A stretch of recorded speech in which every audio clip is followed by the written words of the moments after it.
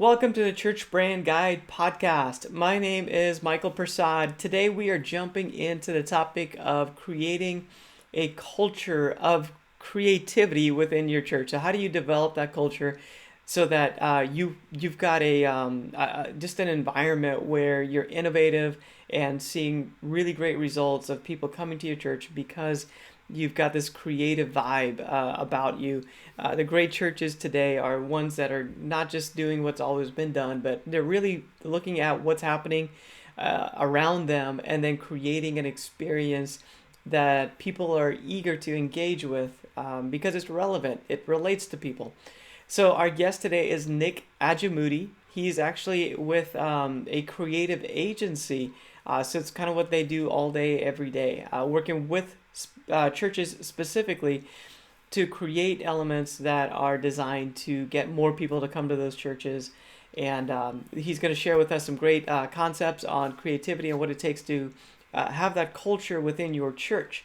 So maybe you're out there and you're a creative in the local church and you're trying to maybe get leadership to buy into more of innovative ways of communicating, of just doing things at the church. This episode is designed to help you out so that you can lead upward, if you will, to help take the church in a direction that is relevant, a direction that is able to relate to the people in your community.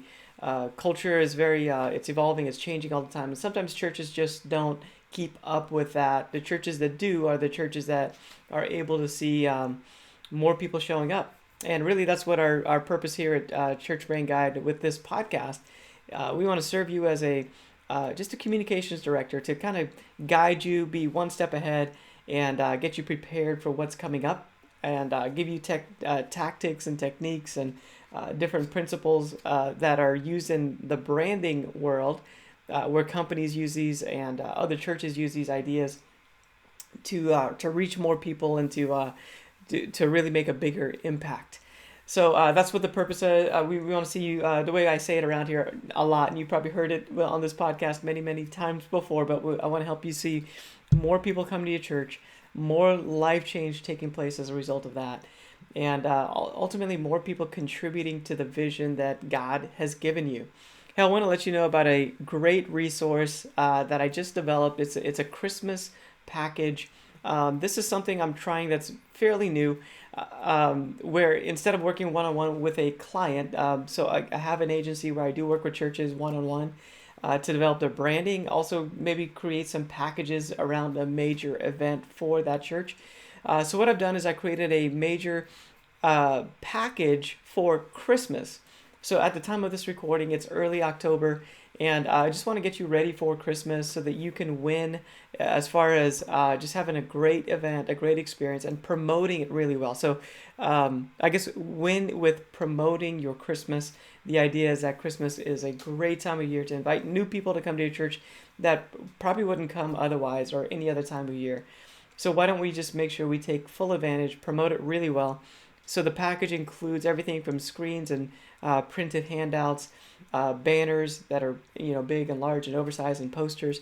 So it includes everything that you would need to promote your Christmas, including a schedule, basically a guide to let you know when to do things, when do you need to print things, when do you need to put things out in the lobby, those type of things. So it's really a guidebook to help you get Christmas right this year, and it's all done for you, and it's all done in Canva. So Canva is a great tool that many churches use. It's a graphic design tool that's online based.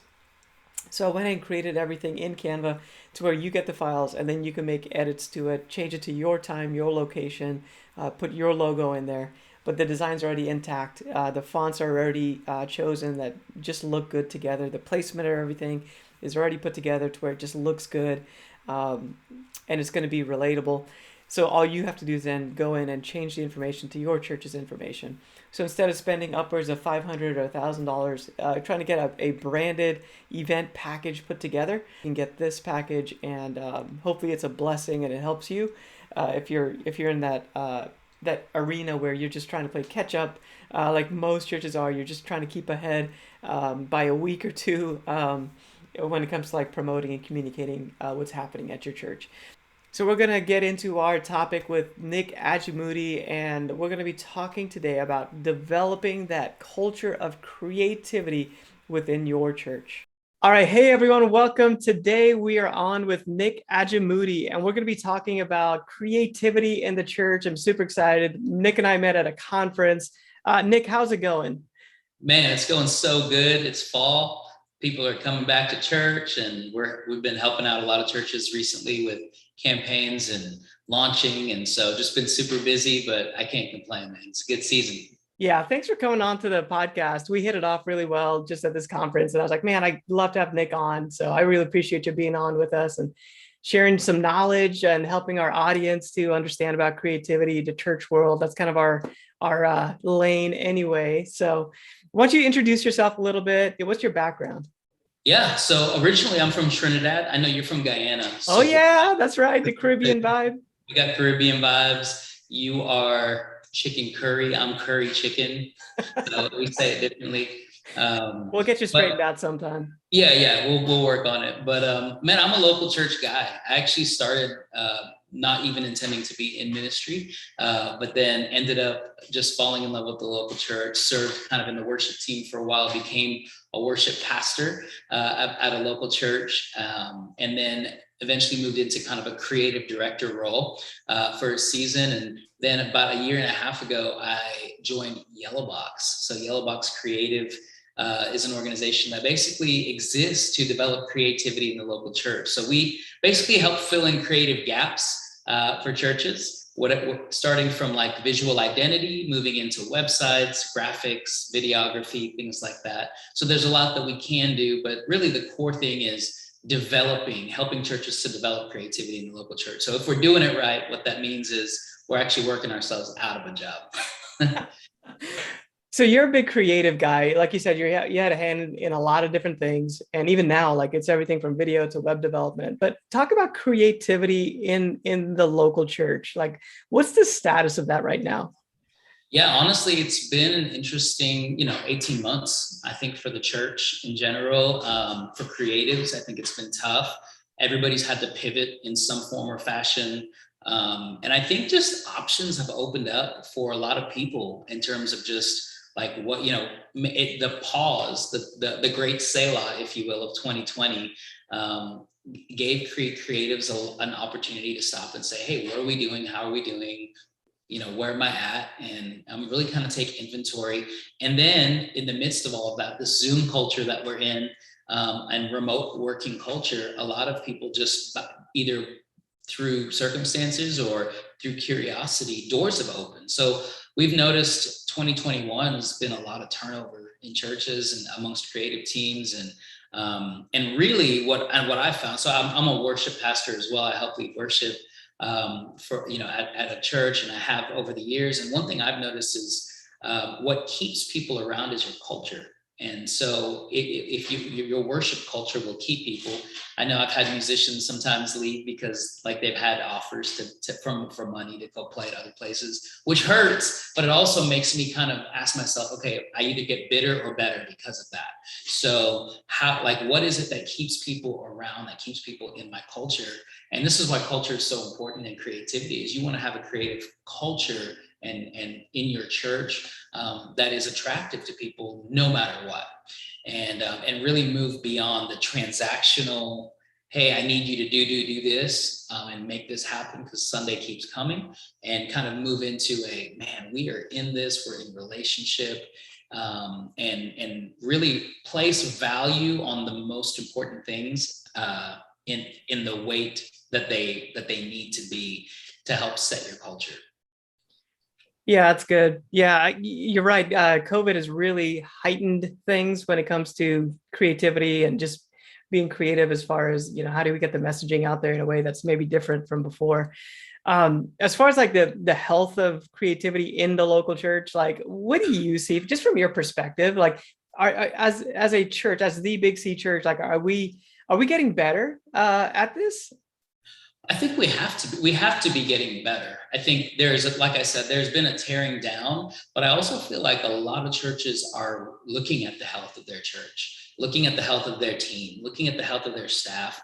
I'm really big right now on on what I would call like a matchy life. So the experience, the culture that's felt on a Sunday morning, when people arrive at your church and experience your culture, is that the same vibe? Is that the same feeling that people on your staff, on your teams, as you're preparing for Sunday, are they feeling the same thing? Are they different? In other words, can we get our internal externals to match, whether it be staff culture, whether it be our internal life? I think one of the big things to me to achieving health as a creative is understanding that, yes, we were created to create, we were made to create, but it's more, it's not in our doing that we get defined, it's in our being. So we go get our definition and our identity from being, and then we go and do. And sometimes we get so busy that the doing outweighs the being, and we need to preach this to creatives 24/7, because they do create so much and they're incredible as artists, but like making sure we go back to the well of finding our first love, and just getting filled up in identity, and detaching honestly from everything that we create. So it's really important that even before you even start a project, that people are just reminded of, man, I'm here because I'm inspired. I've been renamed. I'm a new creation in Christ, and now I'm inspired by the Holy Spirit and by the grace that was given to me to go create and tell the story of God on the earth. So I'm curious, how do you do that? What does that look like for you? Like, as you try to stay creative and stay fresh, what does that look like? Man, it honestly has a lot to do with finding. There's a discipline that I'm learning. I've not mastered it yet, but I'm trying to get there. Silence and solitude would be the first thing. Just turning everything off and just being still, knowing that He's God on a daily. So I started with just like 10 minutes, where I like literally put an alarm on my phone and sit still for 10 minutes and just rest and not fit, and just allow and see what happens in that time as I begin to reflect. I'm not reading, I'm not consuming, I'm just literally a few minutes into that, I'll begin to understand what it is that's weighing me down, what my cares are, what my anxieties are, because they'll just start popping into my head. And it honestly becomes a time of prayer for me to help bring those things to the Lord. If we don't take time to do that, then what happens is it's those things are buzz around in the back of your head in the midst of all the things you need to create. And so honestly, for me, it's getting that silence and solitude in. It's practicing Sabbath and figuring out, what does healthy Sabbath look like? Not just being restful or lazy, but being mindful that, man, the world can go on without me, even if it's just for 24 hours, in a full week. So things like that. That's good. I think about, I was trying to think about some of the things I've done even recently, but yeah, taking some time away has been really good. I think on a daily basis, I try to have that quiet time in the mornings. My neighborhood's kind of a chilled, relaxed neighborhood, so even taking a walk sometimes helps me. Sometimes you kind of get going in the flow of a day, and there's just one thing after another, and you're trying to edit something or put together a design or something. But I think just taking a moment to go for a walk or something like that has helped me out personally to do something along those lines. But, and like you said too, like just getting around other creative things has helped me out quite a bit. Yeah. So from time to time, I'm new here in Florida, so I'm trying to enjoy what's here. So I actually enjoy going to like some of the theme parks and different things that are down here. Yeah. And then just from a creative standpoint, just being inspired, by some of what I see and walk into, and just being mindful of some of that, and then bringing that back with me. So good. Yeah, I think it's okay to give yourself permission, not just to clear your mind and but also get out and get inspired and allow other things to inspire you. I think that's totally great and healthy. I will say too, though, like we make jokes about copying the creativity of the world and bringing that into the church, which maybe there's a time and a place for that.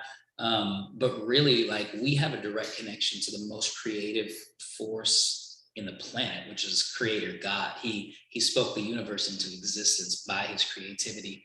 And so the ultimate inspiration obviously is him. I'm Jesus juking you now, by the way. But my point is like both, it's a both and kind of thing, right? So it's okay to get out and get inspired by his creation and by other people's creation. But it's also great to just, man, Jesus, what do you have for us today? Asking those kind of questions honestly, and then creating space to just listen and respond and create out of that place.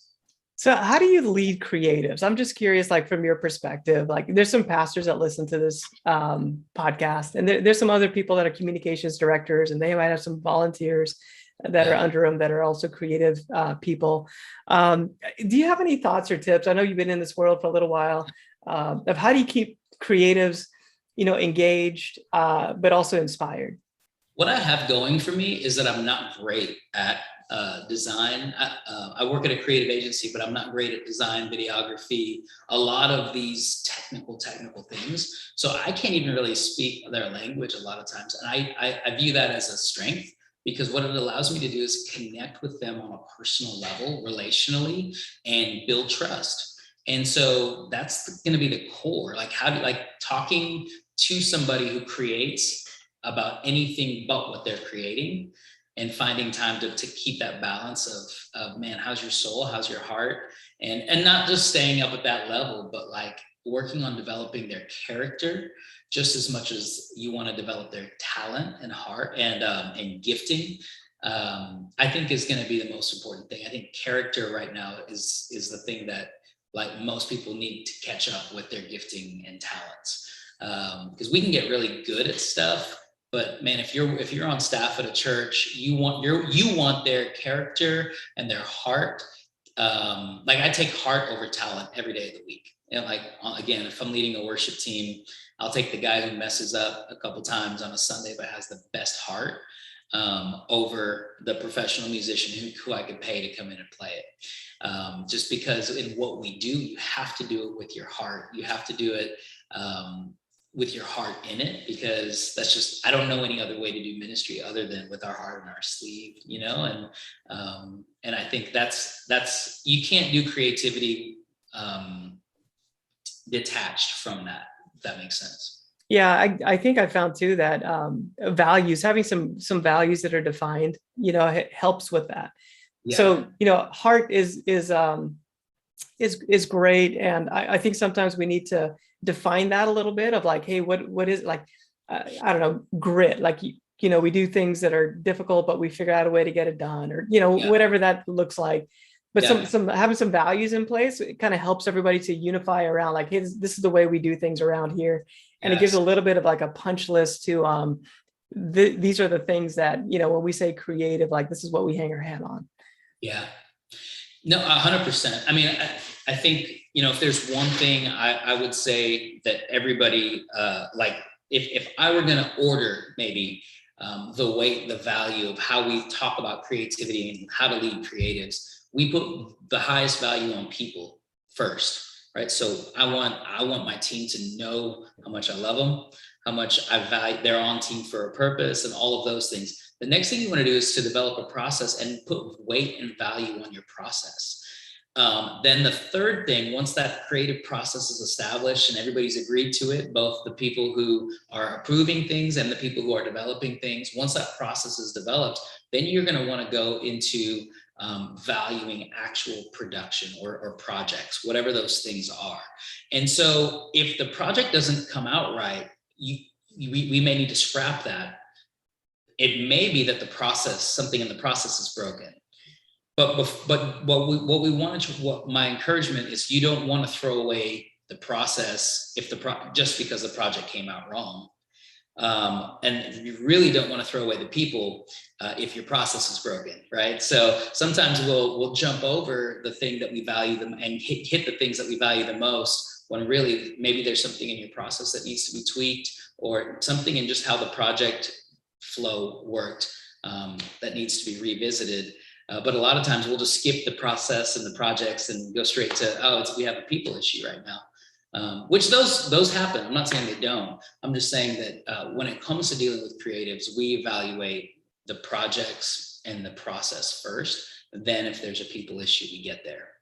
Yeah, I love that. With creativity and creatives, people that actually design or do video or build websites or whatever, creatives, there's so much critique that comes into that. Like, I feel like you just have to value the person, like be very, very intentional. Like, hey, listen, let's separate the work from the person. Like, you're amazing, we love you, that type of thing.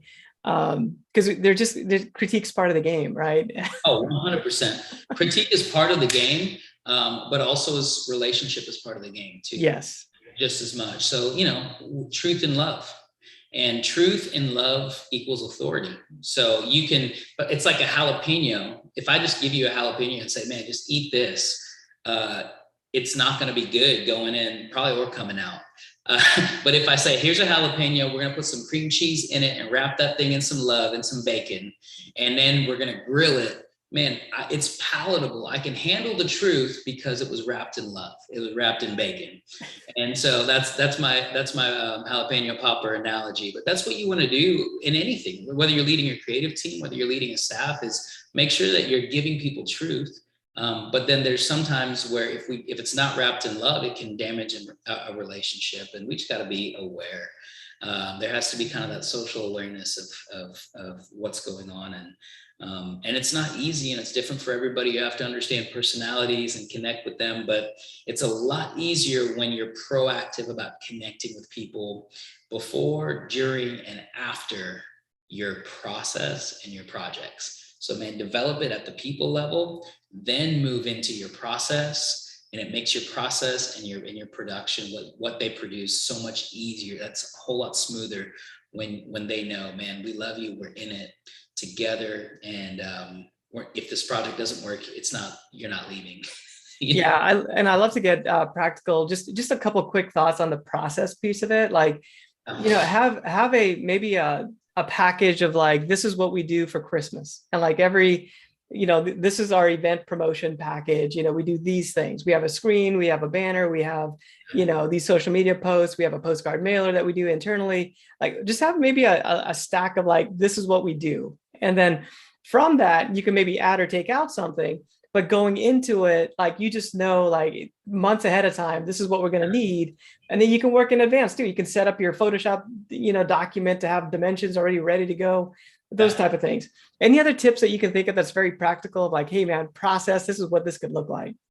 Yeah, I mean, I think every church is different. So every church operates differently, but I think no matter what church you're in, there has to be a process. Like, show me the process, whatever it is. So like, if it's a series design, man, how many weeks? And this is something that both sides have to agree to, like the pastors requesting it, the youth pastors who are requesting it, and then the creative team who's developing it. But like, maybe it's 2 weeks. We need a 2-week lead in order to deliver this particular thing. Or, hey, Christmas is coming. What's our print? What things are we printing? What's our lead time that we need for that? When do the design files need to be done? As long as everybody's aware of the timelines, and then also just the iterative process of design, right?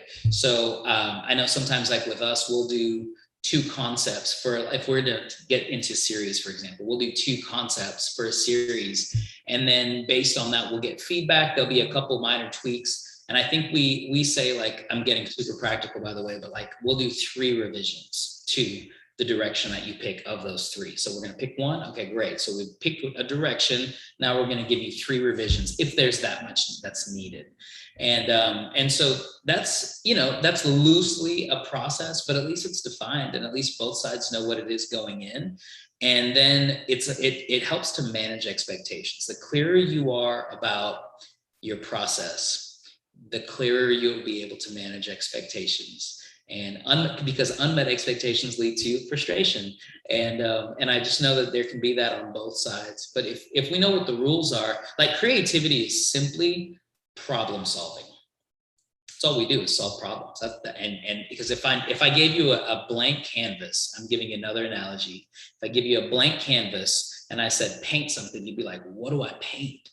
But if I gave you a blank canvas and I said, I want you to paint a picture of a park, of a guy playing frisbee with his dog. There's a tree on the side with birds in the sky and the sun and a couple clouds. all of a sudden I've given you some parameters with which to work. And you and I could draw the same thing, but it would look completely different, but we'd both be a lot closer because you gave me those parameters.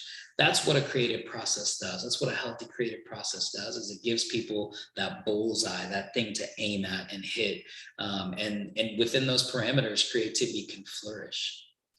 Yeah, that's great. That's great. And for if you're listening and you're like a creative person that you're serving the pastor, I think a lot of times you can provide the process into the mix because they're thinking in a different way. So if you're thinking through, well, I need these things and I need this amount of time, I would encourage you just to think about how do you present that, from the bottom up to say, hey, let's start talking about Christmas. It's October. Like, can we start talking about New Year's and maybe Easter just a little bit? Yeah, once you hit Christmas, it's like you don't stop until Easter. You're in season basically. So any final thoughts that you have just to leave us with? Man, I just want to say we believe in the local church, and I still believe now that the best days of the church are ahead of us and not behind us.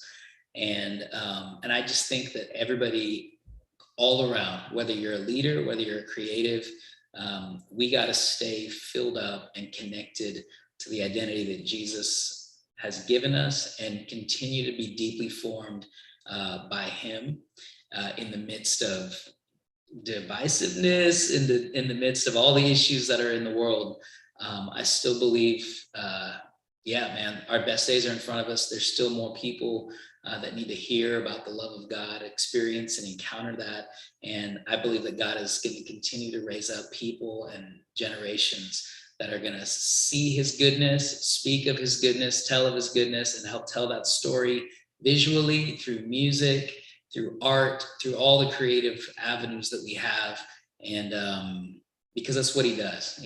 Upon this rock, he builds a church. And I'm passionate about it. I'm here for it. And I just want to encourage people just to keep going, no matter where they're at. Keep going. Don't quit. The calling of God on your life is never revoked.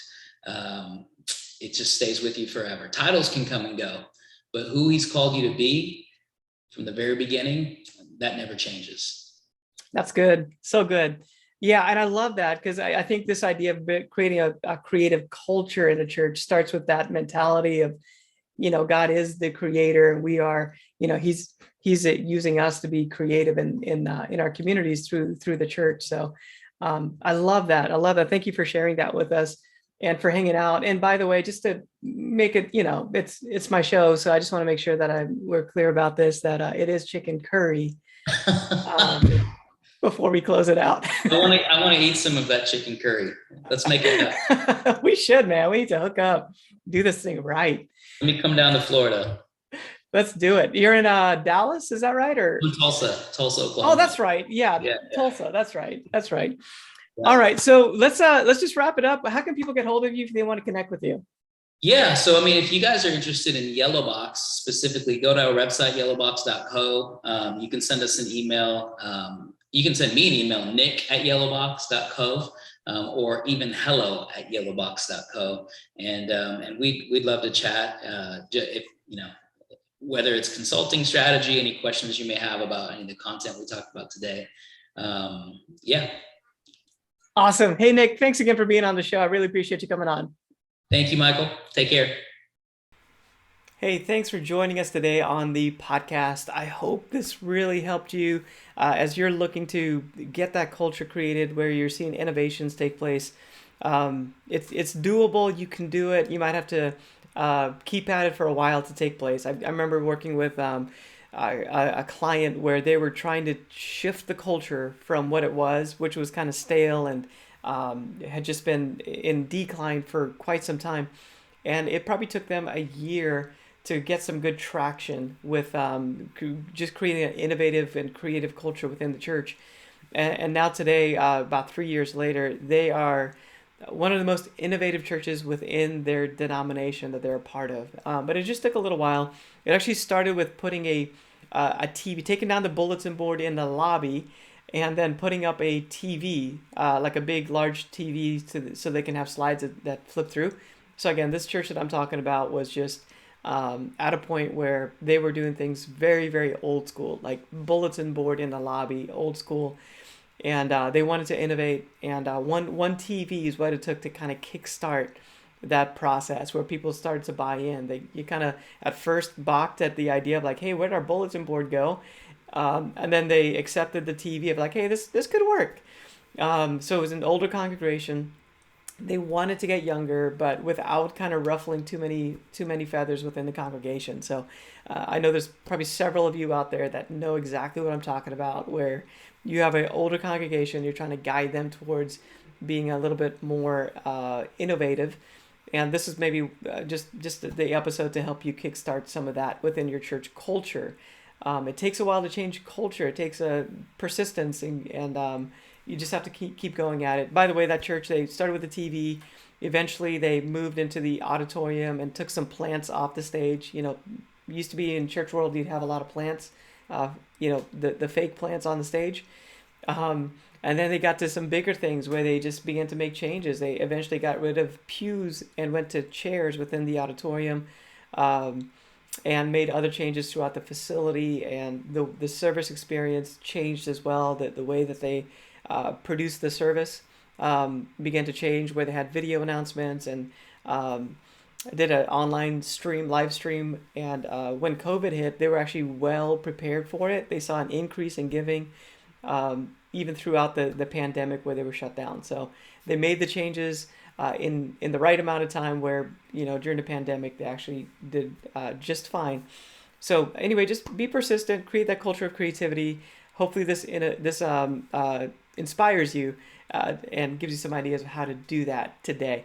Thanks for joining us. If you find this episode helpful, the podcast in general helpful, please subscribe. Leave a comment that helps it to rank higher. So I really appreciate that if you would take a moment to do that. And check out churchbrandguide.com for the Christmas resource we talked about earlier, if you're interested in that. Plus any other resources. We've got blog posts and podcast episodes on there posted as well. Hey, thanks for joining me again. My name is Michael with Church Brand Guide, and I'll see you next time.